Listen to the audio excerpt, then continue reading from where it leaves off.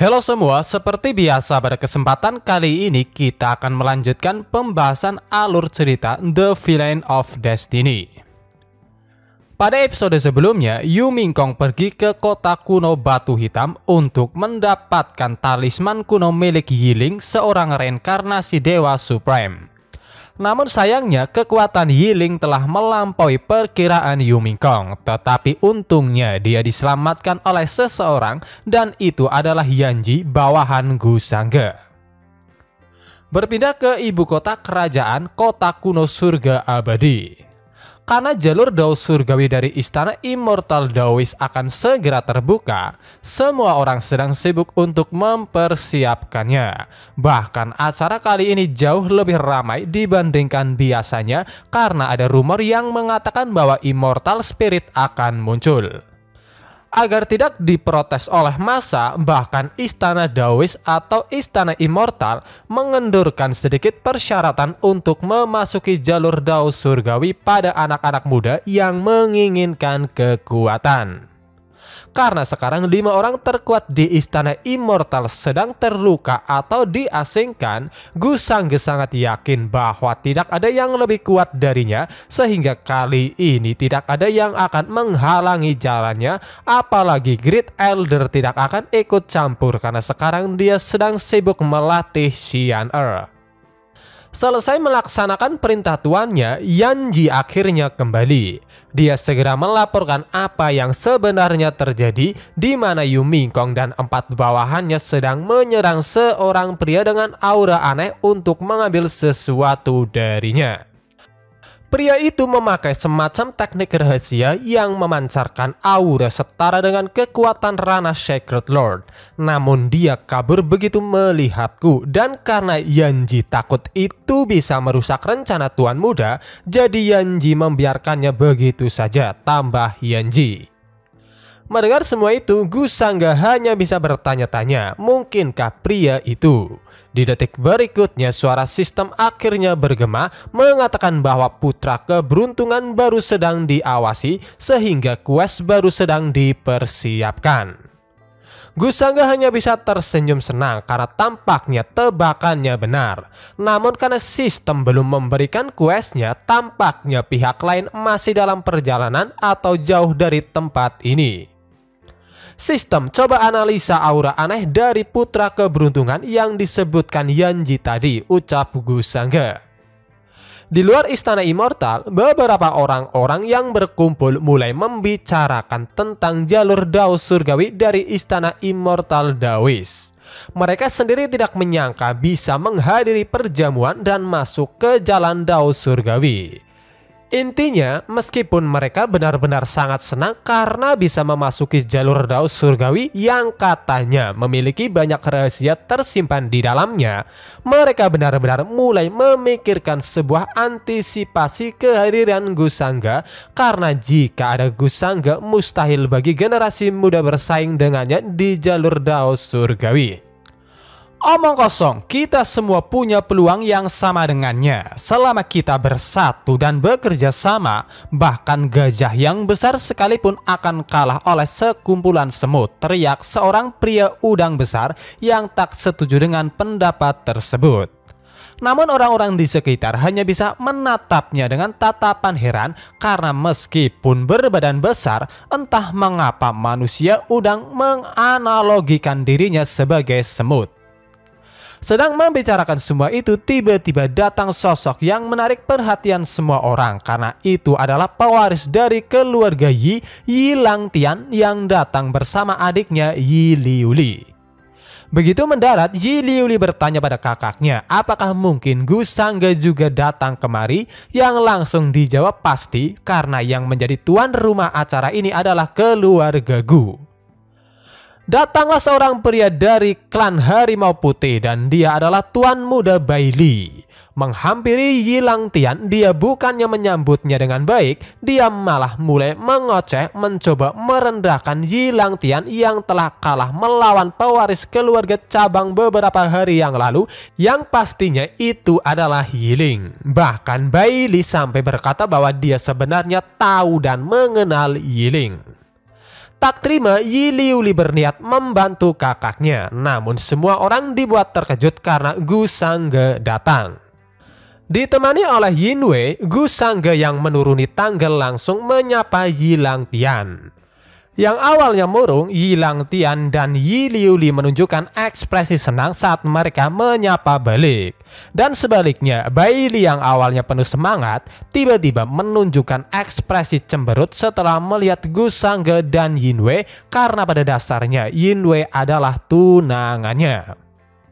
Sama-sama orang yang menyandang gelar reinkarnasi Supreme. Setelah itu Gu Sangge dan Yi Langtian mulai mengobrol, yang mana di situ Yi Langtian mencoba merendah karena dia merasa meskipun orang-orang menganggap mereka setara, tetapi dia sendiri mengakui ketidaksetaraan mereka. Tak menyangka Yi Langtian akan mengatakan itu, Gu Sangge hanya bisa bertanya apakah ada masalah. Kemudian Yi Liuli mulai menjelaskan bahwa belakangan ini kakaknya sangat terpengaruh setelah kalah melawan anggota keluarga cabang yaitu Yiling. Namun satu hal yang pasti, kekalahan Yi Langtian dikarenakan Yiling telah menggiring opini buruk tentang kakaknya agar kakaknya menekan kultivasinya saat mereka bertarung. Mendengar itu, Gu Sangge hanya bisa menganggap Yiling adalah harimau yang berpura-pura menjadi babi untuk membuat lawannya lengah. Yi Langtian sendiri bisa dikatakan cukup berani karena dia mau menekan tingkat kultivasinya yang mengakibatkan pertarungan mereka imbang, sehingga karena itu reputasinya sedikit tercoreng. Dari yang aku tahu, Yiling adalah putra keberuntungan yang punya sifat licik dan tercela, pikir Gu Sangge sebelum dia akhirnya mendapatkan sebuah notifikasi yang menyuruhnya untuk menghancurkan garis hubungan antara putra keberuntungan. Bila berhasil akan mendapatkan 1000 poin keberuntungan dan 5000 poin takdir. Bai Li yang awalnya diam akhirnya memberanikan diri untuk memanggil Yin Wei yang entah mengapa di sini menjadi Yin Mei. Jadi kita akan menggunakan nama itu. Junior Yin Mei, saudara Bai Li di sana memanggilmu. Kenapa kau diam saja? Kalau tak salah seharusnya dia adalah tunanganmu kan? Apa karena aku di sini jadi kau malu? Ucap Gu Sangge yang dengan sengaja menggoda Yin Mei tepat di depan tunangannya. Melihat itu, orang-orang mulai ribut saat mereka membicarakan tentang Yin Mei yang mungkin telah berpaling pada Gu Sangge karena sekarang Gu Sangge sudah mulai berkuasa di Istana Immortal sampai sangat sedikit tetua yang berani menentangnya. Berhasil terprovokasi, Bai Li yang benar-benar marah akhirnya menegur Gu Sangge dan menyuruhnya untuk tidak menyentuh Yin Mei. Namun sayangnya dengan santainya Gu Sangge mengatakan bahwa sebagai seorang teman dia sedang menunjukkan rasa peduli padanya. Omong kosong, meski kau kuat jangan kira aku takut, teriak Bai Li yang langsung didekati oleh Gu Sangge saat dia bertanya, apakah kau menentangku, mau cari mati? Seketika Bai Li hanya bisa tergagap dan tak bisa menjawab sampai pada akhirnya Yin Mei muncul di antara mereka mengatakan bahwa dia baru saja mengenal Bai Li. Dengan otaknya yang bodoh, Bai Li begitu saja terperdaya dan sangat yakin bahwa tunangannya sedang berpura-pura tak mengenalnya hanya untuk melindunginya. Bahkan tak hanya Bai Li, orang-orang yang melihatnya juga dibuat terkejut akan tindakan Yin Mei hanya demi Bai Li. Perjamuannya akan segera dimulai. Apa kau mau di sini terus? Bagaimana dengan para tamu? Ucap Gu Sangge dengan nada sedikit membentak saat dia berjalan kembali, yang pastinya kata-kata itu membuat Bai Li sangat kesal. Pada akhirnya Yin Mei mulai mengikutinya setelah menunjukkan ekspresi pasrah di wajahnya pada Bai Li. Gu Sangge, saat aku mencapai ranah Secret Lord, aku akan membalaskan perbuatanmu hari ini, pikir Bai Li penuh dengan amarah. Namun ternyata semua tindakan Yin Mei adalah sesuatu yang telah direncanakan oleh Gu Sangge, sebab begitu berbalik dan tak diketahui oleh orang lain, Gu Sangge dan Yin Mei mulai tersenyum licik karena rencana mereka berjalan dengan lancar. Singkat cerita, setelah kembali, Gusangga dan Yinmei mulai membicarakan sesuatu, khususnya alasan Gusangga menyuruh Yinmei bersandiwara sebelum meninggalkan Bailey. Intinya, meskipun sebelumnya Bailey bersikap seperti itu, Gusangga sendiri sadar bahwa Bailey bukanlah orang bodoh sehingga tidak mungkin dia berinisiatif menentangnya secara langsung. Namun yang pasti, Gusangga cukup senang karena dengan Yinmei yang bertindak seolah-olah melindungi Bailey, di mata semua orang, Bailey seperti seorang pengecut yang hanya bisa bersembunyi di balik kebaikan seorang gadis. Namun satu hal yang pasti, sehubungan dengan itu juga, Bailey pasti akan melakukan sesuatu melihat tunangannya berada di sisi pria yang lebih kuat darinya. Dia bilang dia berhubungan dengan Yiling jika dia ingin segera mengembalikan kehormatannya sekaligus mengambil kembali tunangannya. Pilihan terbaik yang dia miliki sekarang hanya Yiling yang masih belum diketahui oleh publik, ucap Gusangga sebelum akhirnya dia menyuruh Yinmei untuk pergi menemui Bailey yang pastinya sedang berada di mood yang buruk. Benar saja, Bailey benar-benar sangat marah pada Gusangga. Melihat itu, kedua bawahannya mencoba menenangkannya karena bagaimanapun juga Gusangga adalah orang yang paling kuat dan berpengaruh di Istana Immortal. Aku juga tahu, kalau tidak mana mungkin aku membiarkan dia mempermalukanku seperti itu, teriak Bailey. Namun yang pasti dia berniat membalas semua penghinaan yang telah dia rasakan. Akhirnya Yinmei sampai sehingga Bailey yang awalnya sedang marah segera bersukacita menyambut kedatangan tunangannya. Dia segera bertanya apakah bajingan Gusangga telah melakukan sesuatu padanya. Dengan aktingnya yang luar biasa, sebisa mungkin Yinmei bersikap seolah-olah dirinya dipaksa untuk berada di samping Gusangga sehingga tak mungkin dirinya bisa lolos begitu saja dari cengkeramannya. Tentunya tanpa rasa curiga sedikit pun, Bailey benar-benar mempercayai semua omong kosong Yinmei. Namun dia sendiri juga tidak bisa melakukan apa-apa sekarang karena Gusangga memiliki pengaruh yang sangat besar. Sedikit mengeluarkan air matanya, Yinmei bahkan sampai memeluk Bailey. Dia mengatakan bahwa saat semua ini berakhir, dia ingin pergi dari Istana Immortal sehingga dia berharap Bailey akan membawanya pergi. Jangan khawatir, saat jalur Dao surgawi dari Istana Immortal Daois terbuka, aku akan bekerja sama dengan Yiling dan meningkatkan kultivasiku. Saat aku sudah mencapai ranah Sacred Lord, aku akan membuat Gusangga membayar semua perbuatannya, ucap Bailey. Singkat cerita, setelah itu Bailey mengeluarkan sebuah talisman yang langsung dia berikan pada Yinmei untuk menghubunginya jika terjadi sesuatu, karena untuk sementara waktu dia akan berada di kota Batu Hitam. Kalau begitu, tak ada lagi yang perlu dibicarakan. Kau pergilah sekarang. Kalau Gusangga tahu kau ada di tempat ini, kau bisa dalam masalah, ucap Bailey. Begitu mengirim Yinmei pergi, Bailey benar-benar seperti orang bodoh karena mengkhawatirkan tunangannya, berbeda dengan Yinmei yang langsung kembali ke sikap aslinya. Seperti biasa, setelah kembali Yinmei melaporkan semua rencana Bailey pada Gusangga. Bahkan dia sampai menyerahkan talisman yang diberikan oleh Bailey, sehingga dengan itu juga sekarang rencana Gusangga semakin berjalan mulus karena dengan talisman tersebut maka dia bisa mengetahui posisi Yiling tanpa susah payah mencarinya. Kerja bagus, selalu pantau apa yang dia lakukan. Jika dia sudah bertemu dengan Yiling, segera beritahu aku secepatnya, ucap Gusangga.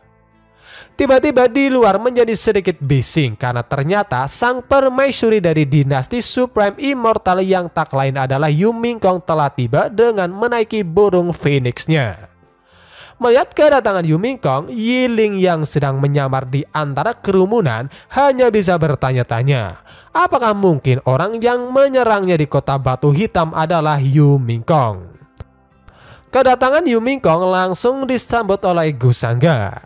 Dengan aktingnya yang amat luar biasa, Gu Sangga segera menggoda tunangannya.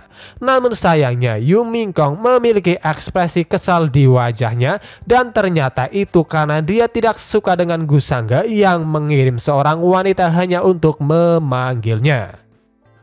"Jadi kenapa kau menyuruh wanita itu mencariku?" tanya Yu Mingkong.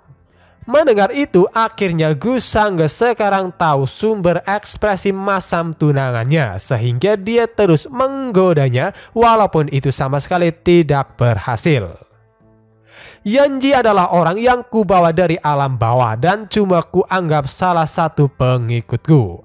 Apakah mungkin Mingkong cemburu?" ucap Gu Sangga yang langsung dijawab bahwa dia terlalu percaya diri. Tiba-tiba Gu Sangga mengungkit tentang laporan Yanji berkaitan dengan Yu Mingkong dan keempat bawahannya yang gagal membunuh seorang pria di ranah Secret Lord, sehingga dengan senyum di wajahnya dia pun bertanya, "Apa yang sudah dia lakukan padamu? Kenapa kau tidak bilang pada calon suamimu? Kalau kau mau meminta, aku bisa membunuhnya untukmu." Mendengar itu, Yu Mingkong hanya bisa terkejut karena Gu Sangga yang egois dan acuh tak acuh mau membantunya.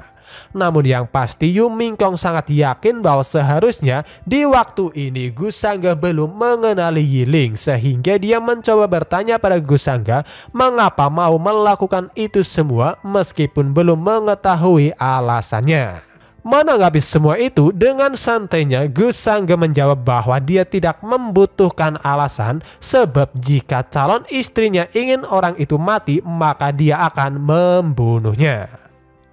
Yu Mingkong hanya bisa tersenyum karena dia sendiri tak mengharapkan jawaban seperti itu, sehingga dia hanya bisa berpikir bahwa tampaknya Gu Sangga yang bisa mengatakan kata-kata seperti itu dengan santai masih memiliki rasa sayang padanya meskipun hanya sedikit di hatinya. Seperti biasa, Gu Sangga langsung mendapatkan sebuah notifikasi yang mengatakan bahwa dia mendapatkan 800 poin keberuntungan dan 4000 poin takdir karena berhasil mengubah sikap dari putri keberuntungan. Gu Sangga akhirnya bertanya apa alasan Yu Mingkong ingin membunuh Yiling. Mendengar itu, sedikit ragu-ragu Yu Mingkong mengatakan bahwa itu bukanlah masalah besar dan alasannya hanya karena dia mengetahui bahwa Yiling memiliki warisan dari dewa kuno dan dia ingin mendapatkannya. "Apakah maksudmu talisman reinkarnasi kuno? Bukankah itu sama saja dengan kau merampok harta orang lain?" ucap Gu Sangga yang benar-benar membuat Yu Mingkong terkejut. Namun tanpa memperdulikan itu semua, setelah itu Gu Sangga berusaha menggodanya, mengatakan bahwa dia tidak menyangka tunangannya akan melakukan hal serendah itu. Yu Mingkong yang sadar akan tindakannya benar-benar hanya bisa malu dengan wajah yang mulai merona sebelum akhirnya dia sadar kembali setelah tahu bahwa Gu Sangga sedang mempermainkan dirinya. Maka dari itu dia berusaha membalasnya yang membuat keduanya terlihat seperti sepasang suami istri yang sedang saling bercanda. Menyudahi candaannya, Gu Sangga yang menggenggam tangan Yu Mingkong lantas mengatakan bahwa dia sama sekali tidak peduli dengan apa yang dilakukan oleh Yu Mingkong, karena apa yang dia maksud untuk menyerahkan saja hal rendahan seperti itu padanya karena dia tidak ingin tangan istrinya kotor hanya karena orang seperti Yiling. Sementara itu di Istana Immortal, Master Istana telah mengumpulkan para tetua untuk membahas jalur Dao Surgawi dari Istana Immortal Daois. Inti dari pembicaraannya, karena sekarang semua sekte utama telah berkumpul, mereka semua memaksa untuk segera membuka jalur Dao Surgawi. Menanggapi itu, beberapa tetua sedikit memperhitungkannya karena bagaimanapun juga jalur Dao Surgawi adalah tempat yang sangat berbahaya, sehingga jika murid-murid dari sekte-sekte tersebut terluka atau bahkan mati, pasti Istana Immortal lah yang akan disalahkan. Kalau mereka memang segitu inginnya mencobanya, biarkan saja mereka melakukannya dan menanggung akibatnya sendiri, ucap salah satu tetua, yaitu Tetua Yan, yang sama sekali tidak peduli akan konsekuensinya. Beberapa tetua benar-benar setuju dengan kata-kata Tetua Yan karena bagaimanapun juga mereka sendirilah yang sukarela masuk ke jalur Dao Surgawi sehingga Istana Immortal tidak perlu bertanggung jawab atas kecerobohan mereka. Namun sebagai antisipasi mereka menyarankan agar memberlakukan sebuah syarat, yaitu Istana Immortal tidak akan bertanggung jawab atas semua hal yang mereka lakukan di jalur Dao Surgawi, dan jika mereka tak mau menerimanya untuk mengusir mereka saja.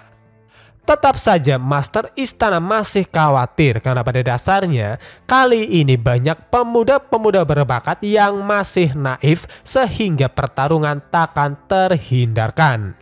Maka dari itu, untuk mengatasi itu semua, para tetua menyarankan agar sebaiknya mereka mencari seseorang untuk mengawasi keadaan di jalur Dao Surgawi. Adapun orangnya, pada akhirnya mereka memilih Gusangga meskipun awalnya mereka sedikit ragu karena merasa tidak enak pada Great Elder. Sudahlah, Master Istana tak perlu memikirkan pria tua sepertiku. Hari ini aku akan mengalah dan meminta bantuan bajingan itu, ucap Great Elder. Sementara itu di tempat lain, Xian yang sedang berlatih tiba-tiba didatangi oleh Yu Mingkong. Tahu bahwa Yu Mingkong adalah tunangan kakaknya, Xian mencoba bertanya apa tujuannya datang ke sini, yang langsung dijawab karena dia sedang tidak melakukan apapun dan juga penasaran setelah mendengar tentang Xian yang dilatih oleh Great Elder. Ditanya kenapa tidak datang bersama dengan kakaknya, Yu Mingkong menjawab bahwa saat ini Gusangga meninggalkan istana dan sedang pergi entah kemana. Mendengar itu, entah mengapa Xian menunjukkan ekspresi sedih di wajahnya yang membuat Yu Mingkong langsung tahu bahwa tampaknya itu karena tidak dapat menemui Gusangga. Baru saja beranggapan seperti itu, tiba-tiba Xian mengungkapkan keluh kesalnya yang tak bisa bertemu Gusangga karena dia benar-benar ingin menghajar wajahnya sampai babak belur setelah naik ke ranah Conferred Lord. Singkat cerita, setelah itu mereka berdua mulai mengobrol, yang mana inti dari pembicaraan mereka pastinya Gusangga. Yu Mingkong sadar bahwa Gusangga bukan hanya orang yang licik, tetapi dia juga sangat berbahaya, sehingga sebisa mungkin dia memberikan saran untuk tidak bermusuhan dengannya. Sampai kau dewasa, aku akan mencari cara untuk melindungimu, ucap Yu Mingkong yang pastinya membuat Xian sedikit bingung karena itu keluar dari mulut tunangan kakaknya. Namun tanpa memperdulikan itu semua, Yu Mingkong terus membicarakan tentang dirinya yang benar-benar akan membalas perbuatan jahat yang telah Gusangga lakukan agar dia tidak bisa melakukannya lagi. Kembali lagi ke Gusangga.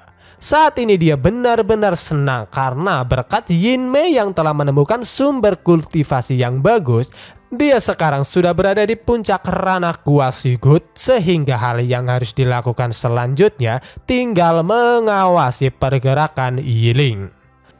Setelah itu, untuk sementara waktu Gusangga mulai memikirkan beberapa hal, termasuk Yu Mingkong yang pastinya mempunyai keuntungan besar karena dia yang telah bereinkarnasi bisa mengetahui hal-hal apa yang akan terjadi ke depannya.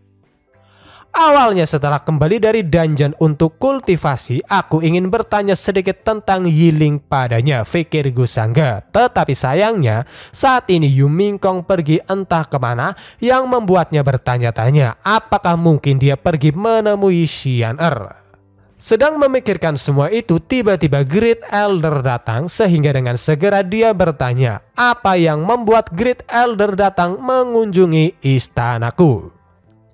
Di Istana Immortal Surgawi ini, apa aku perlu izinmu untuk pergi kemanapun aku mau? Jawab Great Elder yang terlihat sedikit kesal. Namun tanpa memperdulikan itu semua, Gusangga malah mengatakan bahwa jika Great Elder memiliki urusan dengannya untuk datang lagi lain waktu, karena saat ini dia ingin beristirahat karena kelelahan. Pastinya kata-kata Gusangga benar-benar membuat Great Elder marah, tetapi sayangnya Gusangga sama sekali tidak peduli, yang mana hal itu membuat Great Elder bertambah marah. Di saat itulah datang lagi dua orang yang ternyata itu adalah Yu Mingkong dan Xian-Er. Xian-Er mencoba maju untuk membela masternya, namun dia langsung dihentikan oleh Great Elder. Singkat cerita, karena Great Elder sangat yakin bahwa sekarang Xian-Er sudah mempunyai kekuatan untuk melawan Gusangga, dia menyarankan agar sebaiknya saat ini mereka menyelesaikan taruhan yang telah dibuat sebelumnya, di mana jika Xian-Er tidak bisa mengalahkan Gusangga, maka Great Elder akan memberi posisi pewaris Istana Immortal padanya. Apa mungkin Great Elder sudah tak sabar lagi memberikan posisi tersebut padaku, ucap Gusangga untuk memprovokasi Great Elder.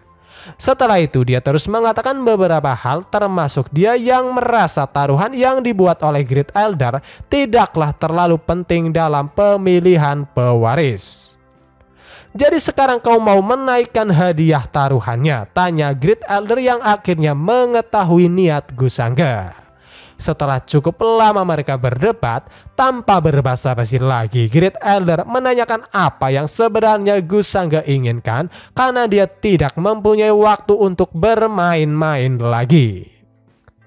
Permintaanku sederhana. Pertama, aku ingin kepastian untuk menjadi master istana berikutnya, dan satu lagi permintaan pada Great Elder, ucap Gusangga yang katanya itu adalah permintaan yang tak mungkin memberatkan Great Elder.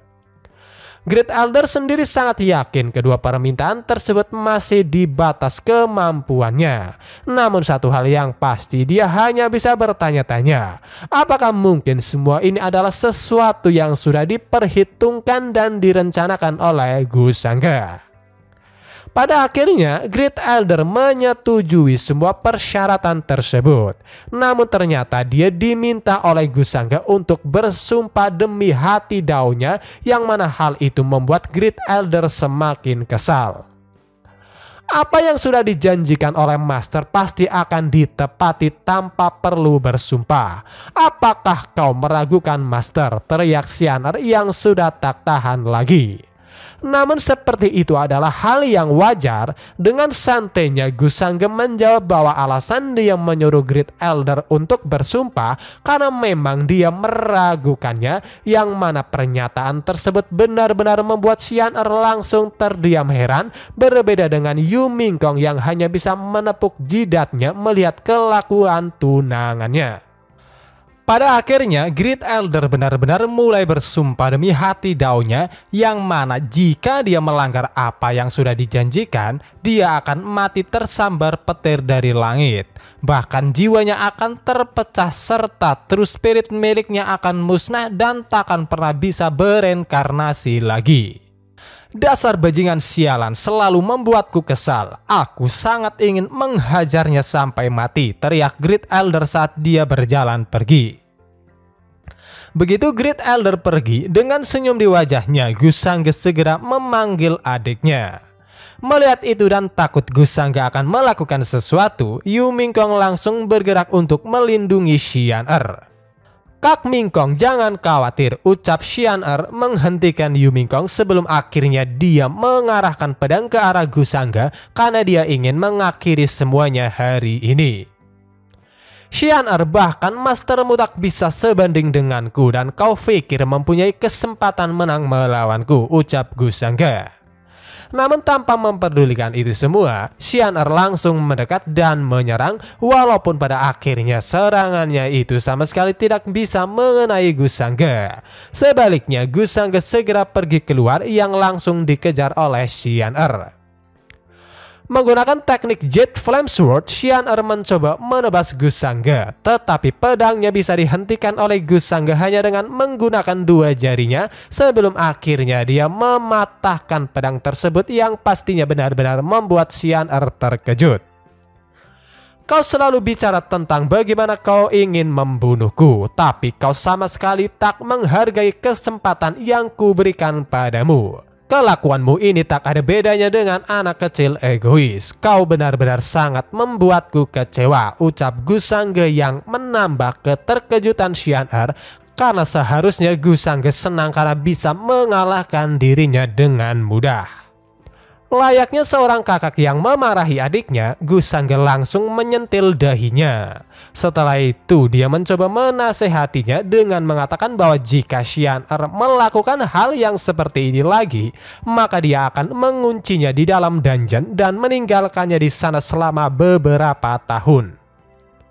Karena tak ada keperluan lain, kembalilah dan berkultivasi. Aku tak punya waktu meladeni anak-anak, ucap Gusangge meninggalkan Xian'er. Tak terima dengan semua itu, pada akhirnya Xian'er benar-benar mengeluarkan kartu andalannya. Dia yang benar-benar sudah tak terkontrol segera menggunakan teknik Soul Destruction Strike, yang mana dia menciptakan pedang raksasa yang menjulang tinggi ke arah langit. Melihat itu, semua orang hanya bisa dibuat takjub. Di sisi lain, Great Elder sangat yakin kali ini Gusangge pasti benar-benar akan menghilang tanpa bekas. Xian'er segera menjatuhkan pedang besarnya tepat ke arah Gusangge. Yu Mingkong hanya bisa berteriak menyadarkan Xian'er, dan di detik terakhir dia akhirnya sadar kembali dan menyuruh Gusangge untuk menghindar. Bukannya menghindar, Gusangge hanya tersenyum karena dia sendiri tidak menyangka adiknya akan menyembunyikan hal hebat seperti itu. Aku anggap serangan ini sebagai bayaran dari rasa sakit yang kau rasakan selama ini, ucap Gusangge saat dia menerima serangan tersebut yang pastinya membuat Yu Mingkong dan Xian'er hanya bisa berteriak khawatir. Dampak dari serangan Xian'er begitu sangat luar biasa karena pedang raksasa miliknya mampu membelah langit dan bumi, yang membuat setiap orang bertanya-tanya siapakah yang melakukannya karena energi seperti itu hanya bisa dikeluarkan oleh tetua. Melihat keadaan Gusangge, Yu Mingkong dan Xian'er hanya bisa melebarkan mata, khususnya Xian'er yang melihat luka di tubuh Gusangge. Ini adalah tulang dao milikmu, ucap Gusangge menunjukkan satu pundaknya yang terluka parah karena menerima serangan. Dengan semua kejadian itu, perasaan Xian'er semakin kacau. Dia benar-benar bingung pada tindakan Gusangge yang sama sekali tidak menghindari serangannya, sehingga apakah mungkin itu benar-benar untuk menebus kesalahannya pada dirinya. Kalau barusan aku tak menahan kekuatanku, dia rela mati terkena serangan. Aku benar-benar hampir membunuh Gusangge. Apakah selama ini aku telah salah benci padanya, ucap Xian'er dalam pikirannya penuh dengan penyesalan. Yu Mingkong akhirnya mendekati Gusangge dan mulai memarahinya karena jika di saat-saat terakhir Xian'er tidak menahan kekuatannya, dia bisa mati. Akan tetapi Gusangge hanya mengatakan bahwa itu semua demi menebus kesalahannya. Mendengar itu, pastinya Yu Mingkong sangat kesal karena Gusangge selalu bertindak egois tanpa memikirkan perasaannya yang mencemaskannya. Apa kau pikir perbuatanmu itu bisa mendapatkan simpati Xian'er? Gusangge, meski kau berhasil selamat, kau memang orang yang pantas mati, ucap Yu Mingkong di saat Gusangge mulai berjalan pergi. Keesokan harinya, akhirnya berita tentang Gusangge yang ditunjuk sebagai pewaris istana immortal surgawi oleh para tetua mulai tersebar. Namun bersamaan dengan itu juga, berita tentang Gusangge yang terluka parah setelah menerima serangan saudarinya ikut tersebar. Di sisi lain, Gusangge sedang menyembuhkan luka yang dia terima, namun dengan sengaja dia tidak menyembuhkannya secara total karena bisa menimbulkan kecurigaan. Gusangge sendiri benar-benar sangat puas karena ternyata semua tindakannya itu merupakan kartu as yang telah disiapkan untuk memenangkan hati putri keberuntungan. Adik kecil yang bodoh dan naif, dia punya kesempatan untuk membunuh musuh abadinya, tapi malah ragu-ragu di saat-saat akhir, pikir Gusangga. Sambil memakai kembali pakaiannya, untuk sementara waktu dia terus memikirkan beberapa hal, di antaranya Yu Mingkong dan Xian Er yang kemarin datang bersama, sehingga keduanya pasti telah merencanakan sesuatu. Namun satu hal yang pasti, karena Yu Mingkong adalah seorang yang telah bereinkarnasi, dia sangat yakin Yu Mingkong tahu akhir hidup dari Xian Er, sehingga saat ini dia sedang mencoba mengumpulkan kekuatan dan orang-orang yang bisa menghentikan dirinya, meskipun semua itu sia-sia karena apapun yang direncanakan oleh Yu Mingkong sepenuhnya telah diketahui oleh dirinya. Tiba-tiba Yu Mingkong datang berkunjung, yang mana itu membuat Gusangga sedikit terkejut karena tak hanya mengkhawatirkan dirinya, Yu Mingkong bahkan sampai memberikan sebuah pil yang bisa menghilangkan power of destruction. Ditanya mengapa tiba-tiba dia bersikap baik, Yu Mingkong hanya mengatakan bahwa sejak dulu dia memang selalu peduli, tetapi orang yang diperdulikannya itu sama sekali tak pernah menyadarinya. Setelah itu Yu Mingkong mulai menjelaskan tentang jalur Dao Surgawi yang akan dibuka dalam beberapa hari. Dan ternyata semua pemuda di generasi saat ini telah mendapatkan aliansi mereka sendiri-sendiri. Orang-orang yang berkumpul di luar mulai membicarakan tentang istana immortal surgawi yang benar-benar sangat cerdik, karena di saat-saat seperti ini mereka menunjuk Gusangga untuk mengisi posisi pewaris. Namun karena saat ini telah tersebar rumor yang mengatakan bahwa Gusangga sedang terluka, mereka sangat yakin orang-orang akan memanfaatkan keadaan ini. Apalagi banyak anak muda yang percaya diri hanya karena telah mencapai ranah Sacred Lord. Selain membicarakan tentang istana immortal surgawi, mereka juga membicarakan tentang Yiling, seorang pemuda yang bertarung seimbang melawan Yilang Tian, sang reinkarnasi.